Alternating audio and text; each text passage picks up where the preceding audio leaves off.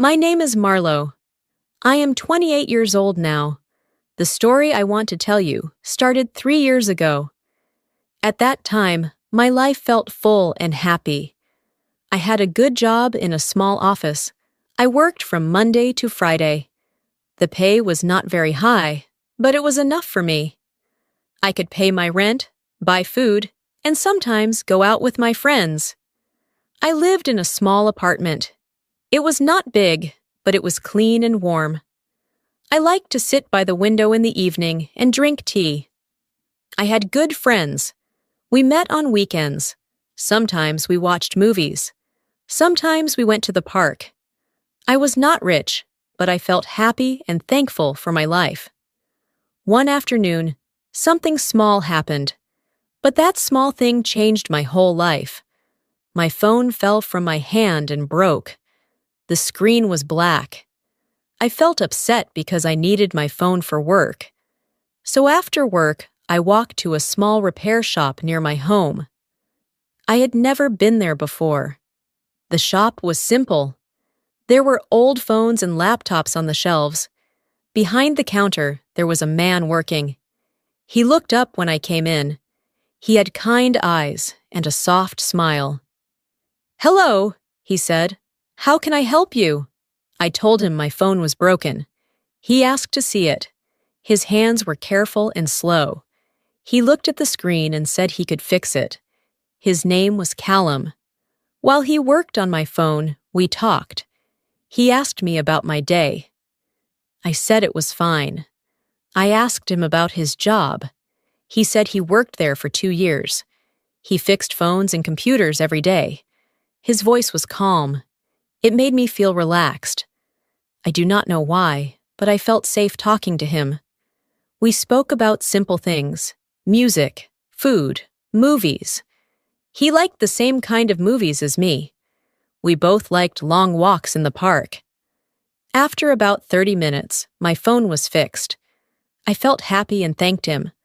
When I was about to leave, he smiled again. "If you ever need help again," he said, "you can call me." He wrote his number on a small piece of paper and gave it to me. I went home that evening and kept thinking about him. I told myself not to call, but my heart felt curious. So later that night, I sent him a short message. "Hi, this is Marlo. Thank you for fixing my phone." He replied very fast. "It was nice to meet you today." That was how it started. From that day, we talked every day. In the morning, he sent me a message to say good morning. At night, he asked me how my day was. We shared small details about our lives. I told him about my job. He told me about funny customers in the shop.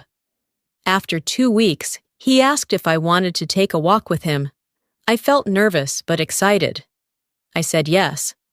We met in the park near my apartment. The weather was warm and sunny. We walked side by side. At first, we talked slowly, but soon, our words came easy and fast. We laughed. We shared stories from our childhood. He told me he lived alone. His parents lived in another city. He did not see them often. I told him about my family. I said I was close to my mother. We walked for 2 hours. I did not even notice the time. When it started to get dark, he walked me home. Before I went inside, he looked at me in a soft way. "I had a really good time," he said. "Me too," I answered. After that day, we saw each other more and more. He came to my apartment. I went to his place. His apartment was small, but clean and warm. He had a small sofa and a tiny kitchen. On the wall, there were pictures of places he wanted to visit one day. We watched movies together in the evening. Sometimes we cooked dinner. He was not a great cook, but he tried. We laughed when the food did not taste good. Callum had a kind heart. He listened when I talked. He remembered small things about me. If I said I liked chocolate, he brought chocolate the next day. If I said I was tired, he told me to rest. He did not have much money, but that did not matter to me. I did not care about expensive gifts. I cared about how he made me feel, and he made me feel special. After 1 month, we became a couple. It felt natural. It felt right. I was very happy. 6 months passed quickly. One evening, we were sitting on his sofa. We were eating simple pasta and watching a movie. He turned the TV off and looked at me. "Marlo," he said softly, "why don't you move in with me?" My heart beat fast. "Are you sure?" I asked. He nodded. "I want to wake up next to you every day." I did not think for long. I loved him. I trusted him. "Yes," I said with a smile. A few weeks later, I left my small apartment and moved into his place. We carried my clothes and books together. We laughed while we worked. It felt like the start of a new life. We shared everything. We shared rent. We shared food. We shared dreams. At night, we talked about the future. Maybe one day we would travel. Maybe one day we would have a bigger home. The first months living together were beautiful. Every morning, I woke up and saw his face next to mine. Every evening, we cooked dinner together. After work, he hugged me and asked about my day. On weekends, we walked in the park again, just like our first date. He held my hand. I felt safe and loved. Sometimes I looked at him and thought, "This is the man I will marry one day." I felt lucky. I felt thankful. I believed our love would stay strong forever. At that time, I did not know that life can change slowly, step by step. I did not see the small signs. I did not know that happiness can be quiet before a storm. But in those days, I was smiling, and I believed my life was perfect. At first, our life together felt like a dream. Every morning, we drank coffee in the small kitchen. Every evening, we cooked dinner and talked about our day. I believed we were building something strong and real. I felt proud to call Callum my partner. I felt safe in his arms. I trusted him with my whole heart. But slowly, things began to change. It did not happen in one day. It happened little by little. At first, I did not notice. Callum started coming home later than usual. When I asked him why, he always said the same thing. He said work was busy. He said he was tired. I believed him because I loved him. I did not want to think something was wrong. The smile that once made me feel warm began to disappear. When he came home, he looked serious and quiet. He did not ask about my day like before. He sat on the sofa and looked at his phone for a long time. When I tried to talk to him, his answers were short. I felt a cold space growing between us. He was sitting next to me, but his heart felt far away. One evening, I asked him softly, "Is something wrong?" He shook his head and said no. He said I was thinking too much. I wanted to believe him, so I stopped asking questions. But deep inside, I felt afraid. Love should feel warm and close, not distant and quiet. Days passed like this. We still lived together, but something was missing. The laughter was gone. The long talks at night were gone. Even when we ate dinner, the room felt silent. I started to feel lonely, even when he was beside me. I tried to be patient. I told myself every couple has hard times. Then one morning, my body felt strange. I woke up feeling sick, my stomach hurt, and I ran to the bathroom. I thought maybe I ate bad food. But the next day, I felt sick again.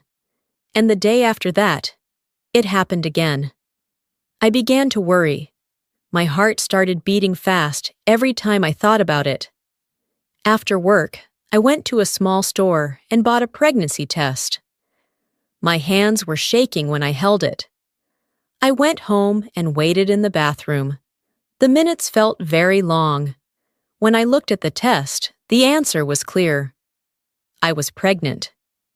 I sat down on the edge of the bed and stared at the wall. I felt many emotions at the same time. I was scared because I did not know what would happen, but deep inside, I also felt a small light of joy. A baby was growing inside me. It was part of me, part of us. That night, I waited for Callum to come home. I held the test in my hand. My heart was beating so loudly I could almost hear it. When he finally walked through the door, he looked tired as usual. He put his jacket down and did not notice my face. "We need to talk," I said quietly. He looked at me and sat down. I took a deep breath and said, "I'm going to have a baby." He stared at me like he did not understand. He did not smile. He did not speak. He just sat there in silence. Then he put his face in his hands. The room felt heavy and cold. After a long time, he asked, "Are you sure?" I nodded. "Yes, I am sure." He stood up and started walking around the room. His face looked worried and scared. Then he said words that broke my heart. He said he could not do this. He said he was not ready to be a father. He said he never wanted this life. I felt like the floor moved under my feet. I told him we could do it together. I told him we could learn and grow. I told him I was not afraid if we stayed together. But he shook his head. He said he needed time. He said he could not think clearly. Then he grabbed his jacket and walked out the door. I waited for him that whole night. I did not sleep. I sat on the sofa and looked at the door, hoping he would come back. But he did not. The next day, he was still gone. I called him many times. He did not answer. I sent him messages. He did not reply. 5 days later, my phone made a small sound. It was a message from him. My hands were shaking when I opened it. The message was short. It said, "I am sorry, this is not the life I want." After that, he blocked my number. He was gone. I felt like my world was breaking into small pieces. I cried every day. I could not eat. I could not sleep. I touched my stomach and whispered to my baby. I told the baby I was there. I promised I would not leave. Even if the father walked away, I would stay. I did not tell my parents. I did not tell my friends. I felt ashamed and afraid. I thought people would judge me. I thought they would say I made a mistake. So I stayed silent. I carried my pain alone. But inside my heart, I knew one thing. I was not alone anymore. I had a baby growing inside me. And for that baby, I had to be strong. Even if the man I loved chose to leave, I would choose to stay. After Callum left, the apartment felt empty and cold. His clothes were still in the closet. His shoes were still near the door. But he was not there. I walked from room to room and felt like a stranger in my own home. Every corner reminded me of him. Every memory hurt. I knew I could not stay there. I packed my clothes into 2 small bags. I did not take many things. I only took what I needed. I found a small room for rent not far from my work. It was simple. There was 1 bed, 1 small table, and a tiny kitchen in the corner. The bathroom was small and old, but it was cheap and I could afford it. The first night in that room, I cried quietly. The walls were thin. I did not want the neighbors to hear me. I placed my hand on my stomach and spoke softly to my baby. "It's just you and me now," I said, "but I promise I will take care of you." The next weeks were not easy. I had to work every day, even when I felt sick and tired. My body was changing. Some mornings, I could not stop throwing up. Some days, I felt so weak that walking felt hard. But I still went to work. I needed money for rent, food, and doctor visits. I went to the doctor alone for the first time. I sat in the waiting room and watched other women. Some were with their husbands. Some were with their mothers. They were smiling and talking. I was sitting alone, holding my bag tightly. When the doctor called my name, I stood up slowly. I lay down on a bed, and the doctor put a small machine on my stomach. A soft sound filled the room. It was fast and strong. "That is your baby's heartbeat," the doctor said. Tears filled my eyes. I listened carefully. It was real. My baby was alive inside me. In that moment, I did not feel alone anymore. I felt love, a deep, powerful love. I saw a small shape in the screen. It was tiny, but it was my child. I smiled through my tears and whispered, "Hello." From that day, I tried to think differently. I stopped thinking about Callum. I stopped asking why he left. I focused on the life growing inside me. I started saving money. I stopped buying things I did not need. I cooked simple meals at home: rice, soup, bread. I read books about pregnancy from the library. I wanted to learn everything. I wanted to be ready. As the months passed, my belly grew bigger. My back began to hurt. My legs felt heavy after a long day at work. I did not have a car, so I walked to work every day. Some days it rained, and my clothes got wet. Some days the sun was too hot, and I felt dizzy. But I kept walking. People looked at me differently. Some looked at my belly, and then looked at my face with pity. Some looked at me with judgment. I could see their questions in their eyes. "Where is the father?" they seemed to ask. But I lifted my head high. I was not ashamed. I was carrying my child. I was doing my best. At night, when I lay in bed, I sometimes thought about Callum. I wondered if he ever thought about me. I wondered if he thought about the baby. But he never called. He never sent money. He never came back. That was his choice. Now I had to make mine. One evening, when I was 8 months pregnant, I felt a strong pain in my stomach. At first, I thought it was normal, but the pain came again, stronger. I knew the time had come. I took my small bag, locked the door, and called a taxi. The driver helped me into the car. My hands were shaking. I was scared, but also ready. At the hospital, a nurse helped me into a bed. The pain grew stronger and stronger. I held the bed tightly and cried out. The hours felt very long. I felt tired and weak, but I did not give up. Then, after many hours, I heard a sound. A baby crying. The nurse smiled and said, "It's a boy." She placed him in my arms. He was so small and warm. His face was red, and his eyes were closed. I looked at him, and my heart felt full. "Hello," I whispered. I named him Eason. I kissed his tiny cheek and held him close. In that moment, all the pain from the past felt far away. Callum leaving did not matter. The lonely nights did not matter. All that mattered was the little boy in my arms. I was not alone anymore. I was a mother. After 3 days in the hospital, we went home to my small room. It was not big, but I cleaned it carefully. I placed a small crib next to my bed. I folded his tiny clothes and put them on the table. I wanted that room to feel warm and safe. The first nights were very hard. Eason cried often. I woke up many times to feed him. I barely slept. My body was still in pain. The hospital gave me medicine, but it did not help much. I felt tired in my body and in my mind. But every time I looked at his face, I felt peace. He needed me, and I would never leave him. Money became tight very quickly.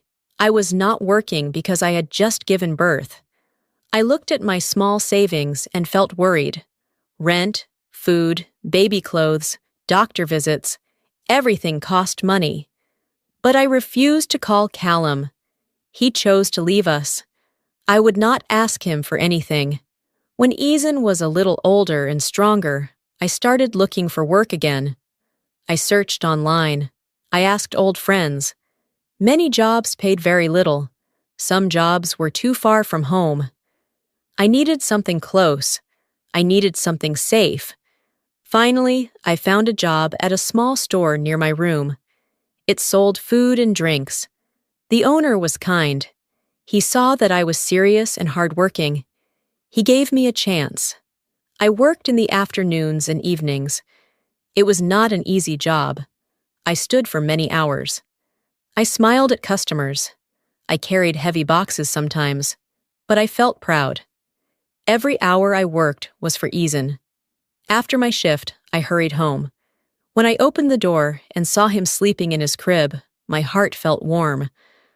I would sit next to him and watch his small chest move up and down. Life was not easy, but I was stronger than before, because now I was not living just for myself. I was living for my son. Life slowly found a new rhythm. Every morning, I woke up early. I fed Eason and changed his clothes. Then, I prepared simple food for the day. Some days I felt very tired, but I did not stop. My son needed me, and that gave me strength. As the months passed, Eason started to grow fast. First, he began to smile more. His smile was small and soft, but it made my whole day bright.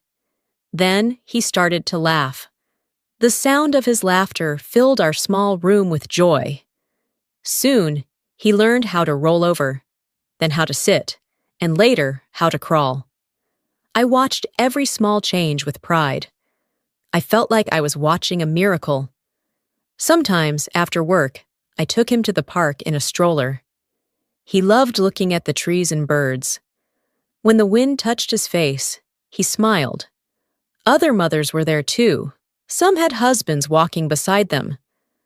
For a moment, I felt a small pain in my heart. But then I looked at Eason, and the pain disappeared. I had him. That was enough. When he turned 1 year old, I bought a small cupcake. We sat in the park on a bench. I sang "Happy Birthday" softly. He clapped his tiny hands and laughed. I looked at him and remembered the day I found out I was pregnant. I remembered how scared I was. Now I was sitting in the sun with my healthy son in my arms. I felt proud of us. Money was still tight, but I learned how to manage it. I saved a little every month in a small box at home. I told myself that one day we would move to a better place. One day, Eason would go to a good school. That hope kept me moving forward. When Eason was almost 2 years old, he started walking. His first steps were slow and unsure. I sat on the floor and opened my arms. "Come to Mama," I said. He walked toward me and fell into my arms.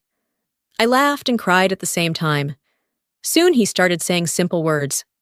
"Mama." "Ball." "Thank you." Every new word felt like a gift. After a long day at work, when I opened the door and he ran to me shouting, "Mama!" all my tiredness disappeared. One evening, something unexpected happened. My phone rang. I looked at the screen and froze. It was Callum. My heart started beating fast. I had not heard his voice since he left. For a moment, I thought about not answering, but I picked up the phone. "Hello," I said quietly. His voice sounded different, softer, nervous. "Marlo," he said, "I've been thinking about you, about the baby." I stayed silent. He said he was sorry. He said he made a big mistake. He said he wanted to see his son. He wanted to help.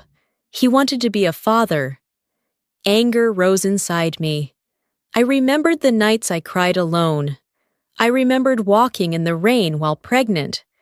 I remembered giving birth without him beside me. "You left us," I said calmly. "You chose to go." He said he was scared. He said he did not understand his feelings at that time. Now he wanted another chance. I closed my eyes for a moment. I thought about my life now. It was not perfect, but it was stable. It was peaceful. Eason was happy. We had built this life together, step by step. I am not asking you to come back, I said finally. We are doing fine. There was silence on the phone. Then he said he understood. He said he would be there if I ever needed anything. I ended the call. My hands were shaking, but my heart felt calm. I walked to Eason's crib and watched him sleeping. His small face looked peaceful. I knew I made the right decision. We did not need Callum to complete our world. The next months brought small improvements. My manager at the store noticed my hard work. One day, he called me into his office. He said I was responsible and kind to customers. He gave me more hours and a small raise. It was not a lot of money, but it meant better food on our table. It meant a warm new jacket for Eason in winter. It meant I could add a little more to my savings box. One sunny Sunday, I took Eason to the park again. A woman sat next to me on the bench. Her name was Wren. She had a little girl about the same age as Eason. We started talking while our children played. Wren was also a single mother. She told me her story. She had faced many hard days too. When she spoke, I felt understood. For the first time in a long time, I did not feel alone. We began meeting often. We drank coffee while our children played together. I told her my full story. She did not judge me. She told me I was strong. Hearing those words from someone who understood meant so much to me. When Eason turned 3, he started preschool. On his first day, he held my hand tightly. I knelt down and smiled at him. "Mama will come back soon," I promised.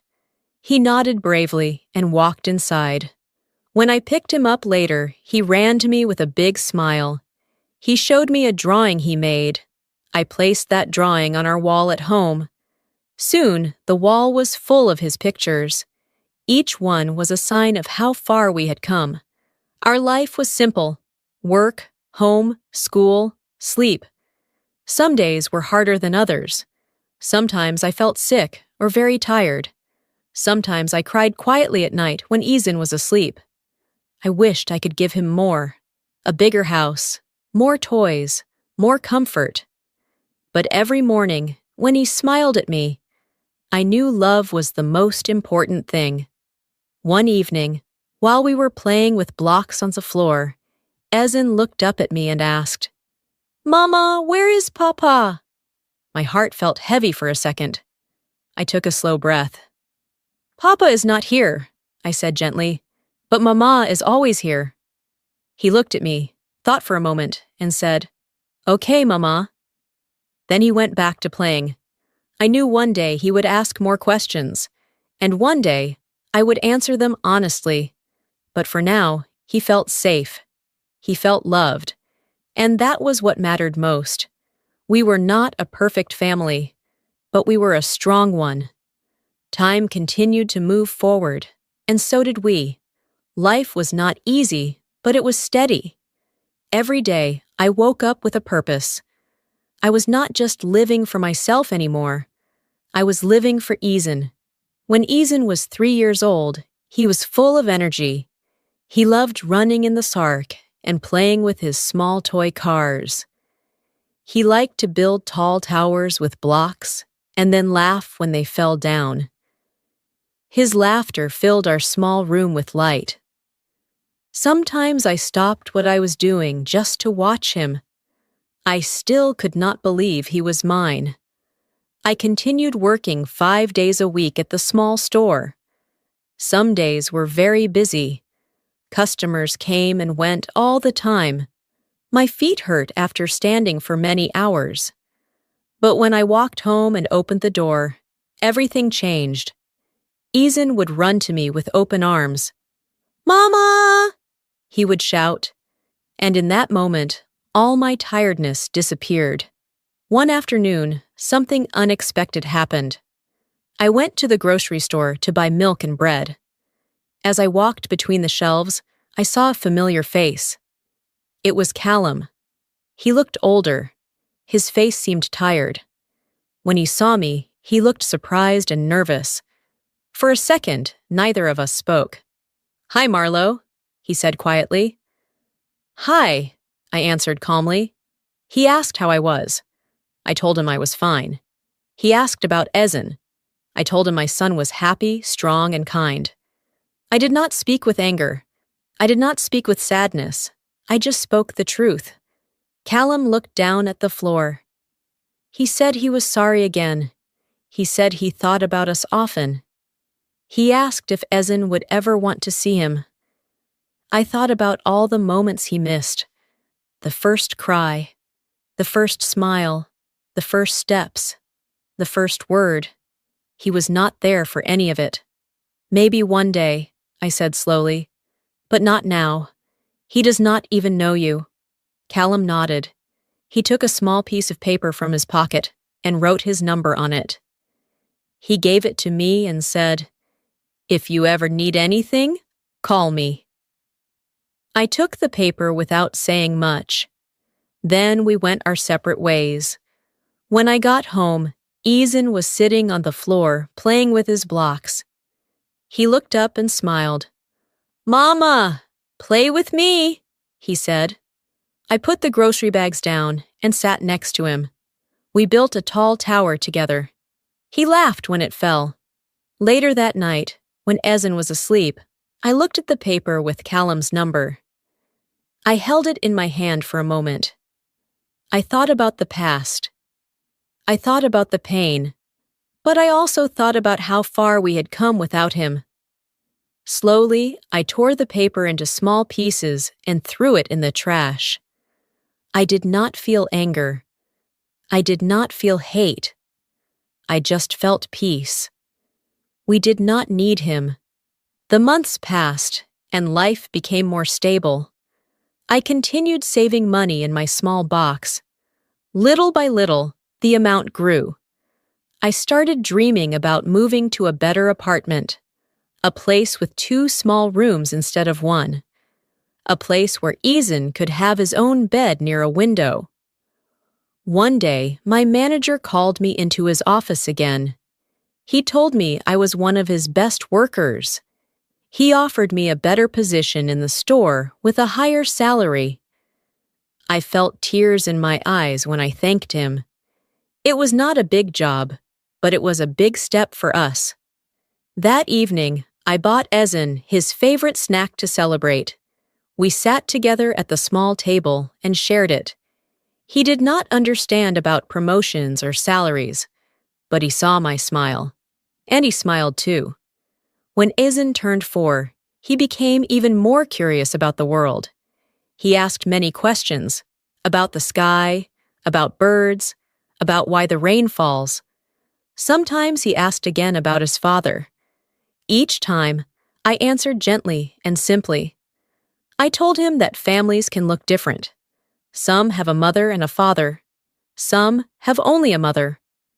What matters most is love. And he had love. Sometimes, at night, when the room was quiet, I thought about the young woman I used to be. The woman who believed her life was perfect because she had a man beside her. I realized something important.